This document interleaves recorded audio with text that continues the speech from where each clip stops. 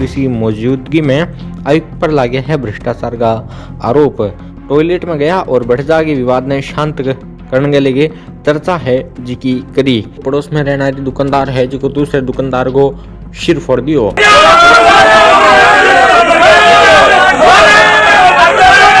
बच्चा ने है जी को 20 में 30 अंक देगे फेल है जी को कर दियो। तो धमकाया गया आपका प्रिंसिपल को ना, मतलब बात भी नहीं सुनता। कंट्रोलर एग्जाम कंट्रोलर इतनी ज्यादती कर रखी है। बेटो काम तो करे को नहीं 2 पीस संगो और लोन लियो 7 लाख को के करे रहता रुपया हुआ।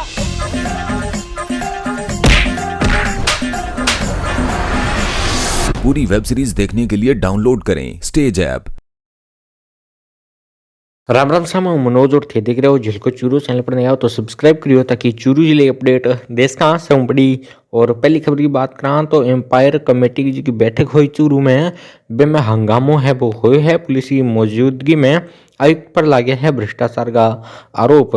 पूरा मामला में लगी यदि बात करा तो चूरू जिला मुख्यालय के नगर परिषद में विवाद है जिको लंबे टाइम हो ए पद पर चालन लग रही है। जब सभापति पायल सैनी के नेतृत्व में भूमिका निभाना रहा पार्षद आयुक्त के खिलाफ लामबंद है जिका नजर आया और पार्षद है जिका सभापति मौजूदगी में भ्रष्टाचार का आरोप है जिका आयुक्त पर लगा दिया। मामला वो है कि नगर परिषद में एम्पायर्ड कमेटी की बैठक में आउट करने का आदेश जारी कर गया है। तहत है केवल भूमि कन्वर्जन की एक फाइल पर हस्ताक्षर है जिका करा जाना है, लेकिन कांग्रेस का कुछ पार्षद है जिका सभापति पर दबाव बना के बैठक ने है जी की स्थगित करने की मांग करी। इस संबंध में है सभापति पायल सैनी बैठक में स्थगित करने खातर आदेश जारी कर दिया।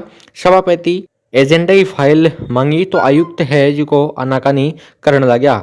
इन दौरान है जी को पार्षद आयुक्त को विरोध करने लगा और वह जी का काफी देर बाद में फाइल है वैदी सभापति पायल सैनी है जी का फाइल ने लेके जान लगा तो आयुक्त है जी का फिर फाइल दोबारा मांग ली। एक बाद में सभापति है जी का ने वह पूरी फाइल पढ़ के देने की बात कही। विवाद ने बढ़तो देख एसडीएम निखिल कुमार, आयुक्त रंजन जैन और पूर्णिमा यादव टॉयलेट में गया और बढ़ जाके विवाद ने शांत करने के लिए चर्चा है जी की करी। एक बाद में सभापति पायल सैनी भी अंदर चला गया। बड़ी वार्ता सफल नहीं हुई तो बाहर आगे बैठ गया। एक बाद एसडीएम भी बठूं चला गया।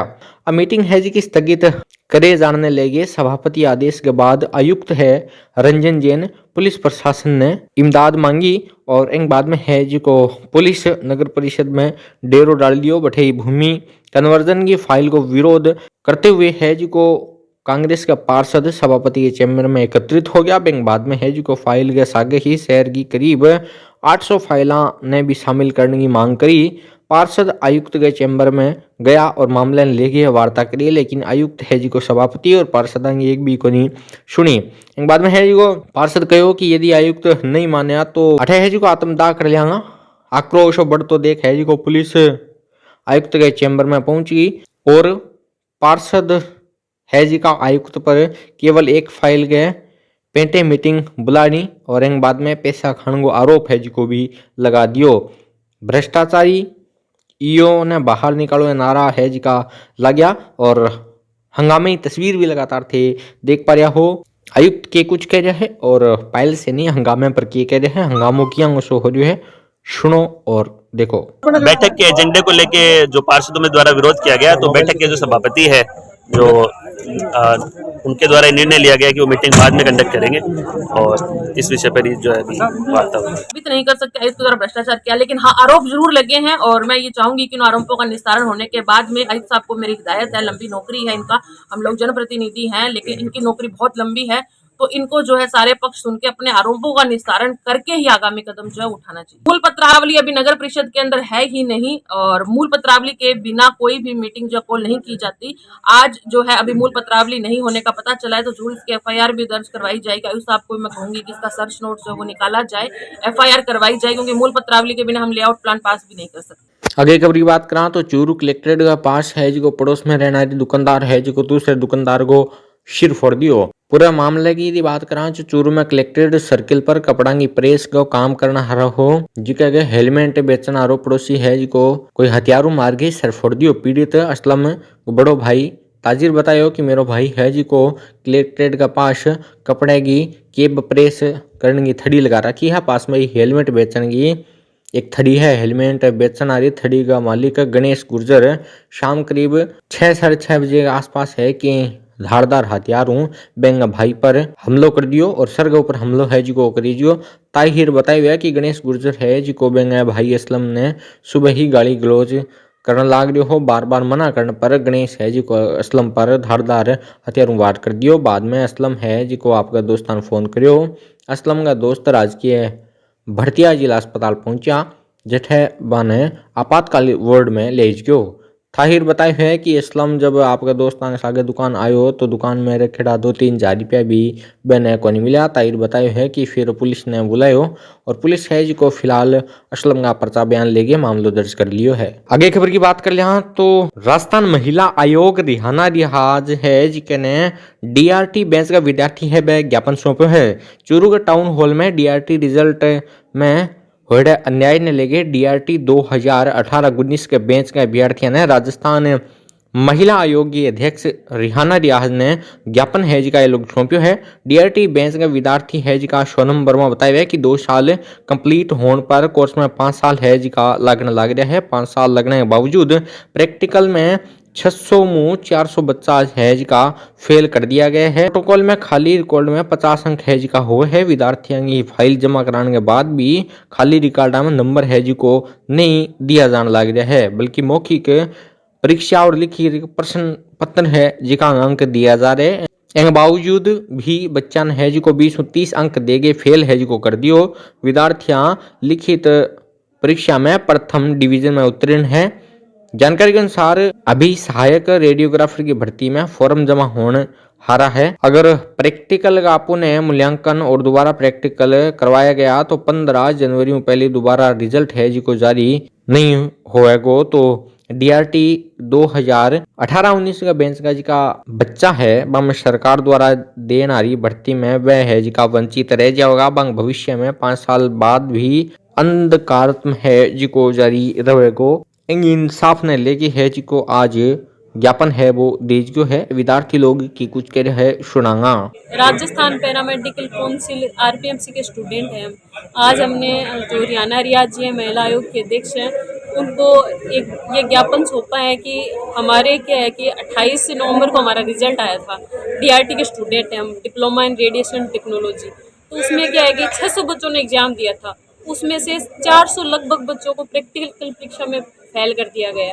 उसमें 75 नंबर का एक थ्योरी का क्वेश्चन और एक रिकॉर्ड होता है, उसके नंबर होते हैं 25 नंबर होते हैं वाइवा के, और प्रैक्टिकल में नंबर दिए गए हर बच्चे को 10 से 15, बस इतने नंबर दिए और सबको फेल कर दिया गया।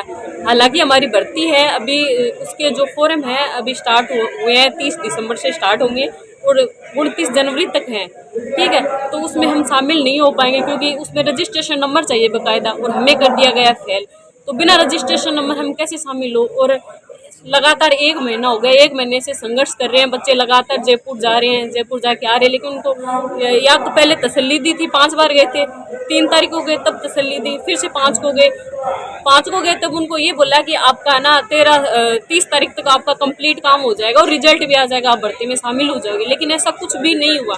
फिर वो 16 तारीख को गए, जब 16 को गए तो उनको साफ मना कर दिया गया कि आपका अभी मार्च तक हमें कोई टाइम नहीं है। उन्होंने ये बोल के हमें अवॉइड कर दिया। और अब क्या है कि अभी फिर से 26 को गई, तब बच्चे अंदर गए RPMC में और फ़ोन वगैरह तो सब बाहर रखवा लेते हैं। उनको धमकाया गया, आपका प्रिंसिपल कौन है, उसको फ़ोन किया, मतलब बात भी नहीं सुनता कंट्रोलर, एग्जाम कंट्रोलर, इतनी ज्यादती कर रखी है, मतलब तानाशाही कर रखी है उन लोगों ने।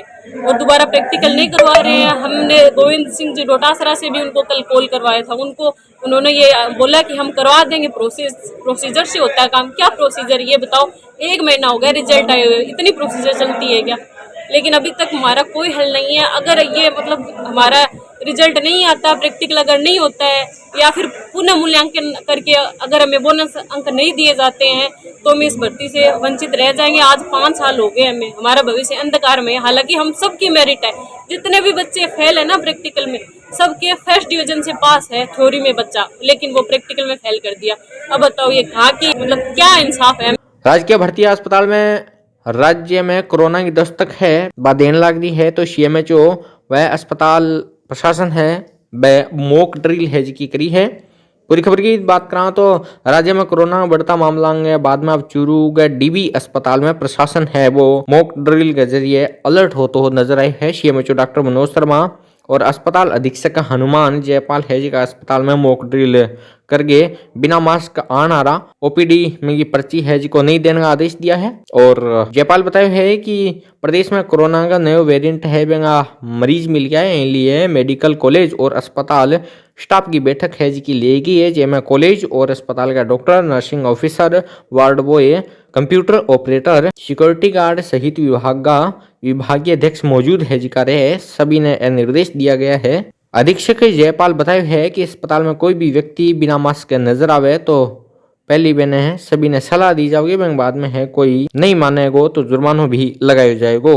डॉक्टर ने निर्देश दिया है कि ओपीडी में आना रहा कोरोना संदिग्ध मरीजां की RT-PCR करी जावे। राजकीय भर्ती अस्पताल में आइसोलेट वार्ड है जी को बनाया गया है। अस्पताल प्रशासन यो रूम बनाई गई टीम है जी की में हर वार्ड में जागी व्यवस्था हो जाई जो आज लीजियो है। अधीक्षक कहे है कि आदेश आया तो RT-PCR जांच के खातर अलग काउंटर भी बनाया जाओगे, जिन्हें लेके आज है जी को मॉक ड्रिल भी करी गई है, जिसमें ऑक्सीजन प्लांट, दवा स्टोर, पीपी किट रूम के सागे रैंडम सैंपलिंग रूम भी बनाई निरीक्षण है जी को करी है। 398 टोटल अपने यहाँ पे ऑक्सीजन पॉइंट है जिला अस्पताल में, और 398 लोगों को हम एक साथ ऑक्सीजन दे सकते हैं। जो VTM वगैरह हैं वो अपने पास पर्याप्त हैं, PP किट वगैरह पर्याप्त हैं, किसी तरह की सप्लाई में कहीं पे भी कोई इशू नहीं है।